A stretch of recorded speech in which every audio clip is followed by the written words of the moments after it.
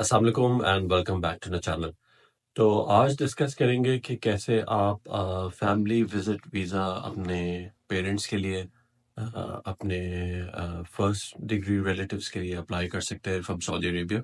So obviously visa apply करने के बहुत सारे डिफरेंट तरीके हैं। आप उम्रा वीज़ा भी लोग अप्लाई करते हैं, कुछ लोग ऑनलाइन विजिट वीज़ा भी अप्लाई करते हैं, मगर जो फैमिली विजिट वीज़ा होता है जो आप सऊदी से अप्लाई कर सकते हैं, उसका बेनिफिट ये होता है कि एक तो उसकी ड्यूरेशन 1 ईयर होती है, मल्टीपल एंट्री होता है, और एट अ स्ट्रेच आप जो है वो एटलीस्ट कुछ लोग 3 मंथ्स बोलते हैं, कुछ लोग 6 मंथ्स बोलते हैं, आप रह सकते हैं। और उसके बाद आप उसकी री एंट्री कर सकते हैं किसी भी बॉर्डर से जाके, उसको फिर एक्सटेंड कर लें, और टोटल पीरियड जो है उसके 270 डेज उस वीज़ा के ऊपर आप रह सकते हैं। तो आपको बताएंगे कि कैसे ये सब कुछ हो सकता है, क्या इसके स्टेप्स हैं, और किस तरह मैंने ये विजिट वीज़ा अप्लाई किया फैमिली मेम्बर के लिए, और उसका क्या प्रोसेस था, और क्या डॉक्यूमेंटेशन चाहिए थी। तो सबसे पहले तो ये है कि आपने KSAVisa.SA पे जाना है। वहाँ से जाके आपने अपनी एप्लीकेशन सबमिट करनी है अपने जिस फैमिली मेम्बर के लिए आप अपना लॉगिन बनाएं, कामा से अपनी एप्लीकेशन सबमिट करें। उसमें सारी डिटेल्स आपको डालनी पड़ेंगी। ये 365 डेज का वीज़ा है, उसमें आप कहाँ काम करते हैं, आपका कामा नंबर, बेसिक डिटेल्स होती है। फॉर्म पूरे में डिटेल में नहीं जाऊँगा, बहुत ईजी होता है, वो फिल करके आपने सबमिट करना है। उसके बाद आपके पास एक लेटर आ जाएगा, एक गवर्नमेंट का लेटर आ जाएगा जब वो अप्रूव हो जाएगा। उसमें तकरीबन हार्डली 100-2 दिन लगते हैं। वो आपको फिर जो है अपने एम्प्लॉयर को, या जो भी आपका इकामा होल्डर है जिसने आपको इकामा दिया है, स्पॉन्सर, उसको देना होगा मोफा अटेस्टेशन के लिए। वो भी ऑनलाइन होता है, वो उसको मोफा अटेस्टेशन करवाएंगे सऊदी से, और उसके बाद वो आपको एक नया लेटर इशू करेंगे जो एक तरह से आपका अरेबिक में जो है वो इनविटेशन लेटर है। तो वो इनविटेशन लेटर है स्टेटिंग, जिसमें आपके जो भी फैमिली मेंबर है उनका नाम, उनका पासपोर्ट नंबर, उनकी डेट ऑफ बर्थ, सारी डिटेल्स वहाँ लिखी होगी, और आपका एज अ स्पॉन्सर वहाँ पे सारी डिटेल्स लिखी हुई होंगी, and that stand as the invitation letter. तो इसी से लीड करते हैं कि डॉक्यूमेंट्स क्या रिक्वायर्ड है।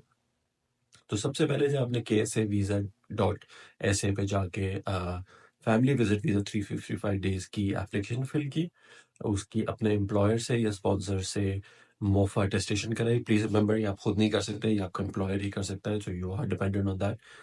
जब भी आपका इनविटेशन लेटर तैयार हो जाए, तो वो इनविटेशन लेटर जो एक अरेबिक में होता है, मोफा अटेस्टेड भी इलेक्ट्रॉनिक अटेस्टेशन होती है, कोई फिजिकल उस पर स्टैम्प नहीं लगा हुआ होता। वो अटेस्टेशन जो है आपने अपने किसी ट्रैवल एजेंट को पाकिस्तान में भेजनी है। अब जहाँ पे भी आपके फैमिली मेंबर वहाँ रिजाइड करते हैं, वहाँ पे आप उनको किसी ट्रैवल एजेंट को जो सऊदी वीज़ा के बारे में जानते हैं कि किस तरह एप्लीकेशन, उनको भी कर सकते हैं, आप डायरेक्ट भी कर सकते हैं, इट्स अप टू यू। मगर ये कि ईज़ियर होता है अगर आप एजेंट के थ्रू जाएँ, और वो मैं आपको बताऊँगा क्यों होता है। तो सबसे पहले ये डिस्कस कर लेते हैं कि डॉक्यूमेंट्स क्या रिक्वायर्ड है। डॉक्यूमेंट्स जो इसकी रिक्वायरमेंट है वो इन्विटेशन लेटर सबसे पहले। उसके साथ मैंने जो किया था एक के सपोर्टिंग, मैंने इंग्लिश में भी एक इनविटेशन लेटर बना दिया था अपनी तरफ से। उसकी कोई ज़रूरत नहीं है, मगर इन केस ये कि वो अरेबिक डॉक्यूमेंट है, किसी को नहीं समझ में आता है, या वो कहते हैं कि इंग्लिश में भी बना दें, तो एक वर्ड डॉक्यूमेंट के ऊपर सिंपली मैंने टाइप कर दिया था कि मैं एज अ स्पॉन्सर जो है अपने एक्स फैमिली मेम्बर को इन्वाइट कर रहा हूँ, इस डेट से इस डेट को यहाँ आ रहे हैं, और वो एक सिंपल एक टेम्पलेट भी आपको मिल जाता है।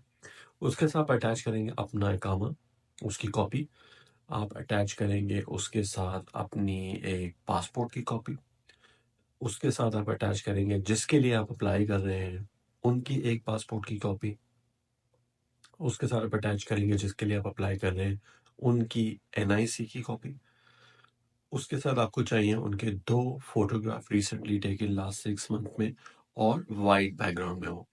तो वो आप किसी भी वाइट बैकग्राउंड में अगर आपके पास कोई पिक्चर पड़ी हुई है लास्ट 6 मंथ की, आप नहीं खिंचवाना चाहते हैं, तो वो आप उसके साथ अटैच करेंगे। और फिजिकल ऑब्वियसली पासपोर्ट, जो भी एप्लीकेंट है, जो भी वहाँ पे है जा रहा है, उसका फिजिकल पासपोर्ट और NIC उनके पास होना चाहिए, क्योंकि जब वो अप्लाई करेंगे तो वो दोनों चीज़ें उनसे ली जाएंगी। उसके बाद आपने जो है प्रूव करना है कि ये फैमिली मेम्बर आपका रिलेटिव है। वो आप कैसे प्रूव करेंगे कि आपको जो नादरा का FRC डॉक्यूमेंट होता है, फैमिली रजिस्ट्रेशन सर्टिफिकेट, या फैमिली ट्री भी कुछ लोग उसको बोलते हैं, मगर ऑफिशियली उसका नाम है FRC। वो FRC डॉक्यूमेंट आपको चाहिए होगा, जो आप नादरा से आपको मिल जाता है। अगर आपका पहले से अवेलेबल है तो उसकी कॉपी बनवा लें, और उसकी कॉपी बनवाने के बाद आपको वो पाकिस्तान में जो मिनिस्ट्री फॉरेन अफेयर्स है, जो FTC, जैसे फॉर एग्जांपल कराची की अगर बात कर ले रहे हो तो FTC के साथ मिनिस्ट्री फॉरेन अफेयर्स का दफ्तर है, वहाँ जाके आपने वो एफआरसी का डॉक्यूमेंट अटेस्ट करवाना है। अगर पहले से अटेस्टेड है तो दैट्स ग्रेट, मगर अगर नहीं अटेस्टेड है तो जो भी फैमिली रजिस्ट्रेशन सर्टिफिकेट पे आपके फैमिली मेंबर्स हैं, उनमें से कोई भी वो सर्टिफिकेट जाके मोफा से वहाँ पे अटेस्ट करवा सकता है। वो ज़रूरी है और उसको प्लीज़ नोट करें कि सबसे पहले जब आप इनविटेशन लेटर सऊदीया से बनाएंगे उसमें 2 से 3 दिन लगते हैं। मोफा अटेस्टेशन में 2 से 3 दिन लगते हैं, तो ये 5 दिन ये हो गए।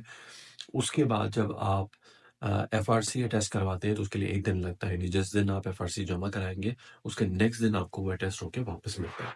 तो ये सारा टाइम पीरियड जो है वो लाज़मी आप अपने दिमाग में फैक्टर इन कीजिएगा, ताकि बाद में आपको कोई डिफ़िकल्टी ना हो।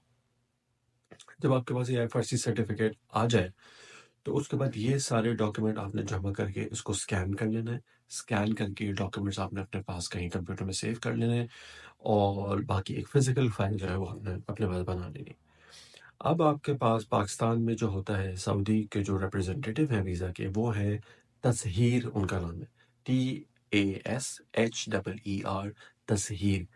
आपको तसहीर की वेबसाइट पे जाना है, आप तसहीर लिखें, पाकिस्तान गूगल पे जाएँ, तसहीर लिखें, पाकिस्तान तसहीर ऑफ़िस, वहाँ पे वेबसाइट आएगी, उस वेबसाइट के ऊपर जाएँ। वहाँ पे एक एप्लीकेशन फ़ाइल आपको अपनी सबमिट करनी होगी, एक आपको अपॉइंटमेंट लेना होगा कि मैंने अपॉइंटमेंट लेना है और मैंने अपना विज़िट वीज़ा की एप्लीकेशन सबमिट की है।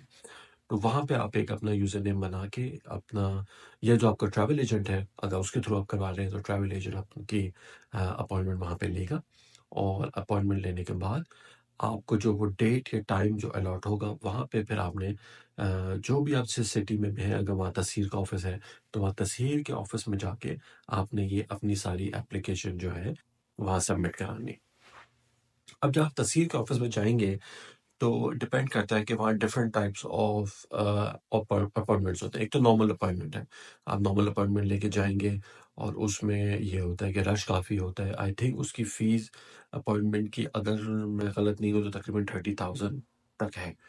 30,000 रफ़ली उसकी फ़ीस है। आप जाएँगे और आप वहाँ जाके अपनी एप्लीकेशन सबमिट कर देंगे। ये 1 साल की वीज़ा की मैं बात कर रहा हूँ। अगर उसमें दूसरा ये है प्रीमियम लाउंज, कि अगर आपके पास कैश है और आप प्रीमियम लाउंज अफ़ोर्ड कर सकते हैं, तो तब 47-48,000 का प्रीमियम लाउंज की जो है, वो आप एप्लीकेशन अपॉइंटमेंट ले सकते हैं और उससे फ़ायदा ये होता है कि एक तो बहुत जल्दी आपका प्रोसेस हो जाता है वीज़ा, और वहाँ पे आपको बहुत ज़्यादा क्यू में नहीं लगना पड़ता। और आपके पेरेंट्स काफ़ी ओल्ड हैं या बच्चे हैं, तो आप प्रीमियम लाउंज का 47,000 आई थिंक 500 या ऐसे कुछ है, आप अपॉइंटमेंट लेके वहाँ जा सकते हैं।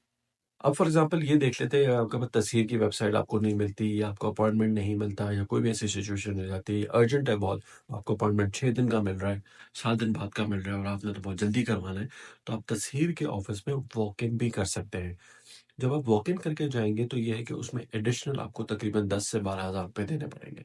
तो अगर फॉर एग्ज़ाम्पल आपने नॉर्मल जो है 30,000 का है, प्लस 10,000 आपको एडिशनल देने पड़ेंगे फॉर वॉक इन। मगर उसमें ये होता है कि वॉक इन में आपकी एप्लीकेशन सबमिट हो जाती है और आपको एक रिसीट मिल जाती है। आपका पासपोर्ट वो जमा कर लेंगे, आपका एफआरसी का जो डॉक्यूमेंट आपने ओरिजिनल मोफा से टेस्ट करा है वो जमा हो जाएगा और आपकी एप्लीकेशन चली जाएगी। अब क्योंकि आपने प्रीमियम लाउंज एक्सपीरियंस किया था, तो वो मैं आपको बता देता हूँ। हमने जिस दिन सबमिट किया था, उसका 1 दिन छोड़ के दूसरे दिन जो है पासपोर्ट रेडी हो गया था। हमें मैसेज आ गया था कि आपका पासपोर्ट रेडी है। गए, पासपोर्ट उठाया और पेपर वीज़ा उसके साथ अटैच था, वो पेपर वीज़ा हमें मिल गया और हमें मोफ़ा का जो लेटर जमा कराया था, वो भी ओरिजिनल हमें उसके साथ वापस मिल गया। वो वीज़ा लेके आप कभी भी फ्लाई कर सकते हैं। अच्छा, तस्हीर में मैं आपको ये बता दूँ, ना टिकट देखते हैं, ना आपकी कोई रिटर्न टिकट, होटल, किसके पास आप जा रहे हैं एडिशनल, क्योंकि वो हर चीज़ आपके इन्विटेशन लेटर में और इकामा वगैरह आपने प्रोवाइड किया हुआ होता है, तो उसमें कोई भी ज़रूरत नहीं होती। अम वो वीज़ा है आपके पास, वीज़ा लेके डायरेक्टली जो है आप अपनी फ़्लाइट बुकिंग कराएँ, फ़्लाइट बुकिंग करा के आप ट्रैवल कर सकते हैं। इसके अलावा आपको कुछ भी दिखाने की ज़रूरत नहीं है एयरपोर्ट पे, क्योंकि हमारे फैमिली मेंबर जो आए थे उन्होंने खुद ही एक्सपीरियंस किया है, तो मैं आपको फ़र्स्ट हैंड बता रहा हूँ। हो सकता है कोई और दिन आप आ रहे हों तो कोई और उसकी रिक्वायरमेंट हो या किसी एयरलाइन की कोई और रिक्वायरमेंट हो।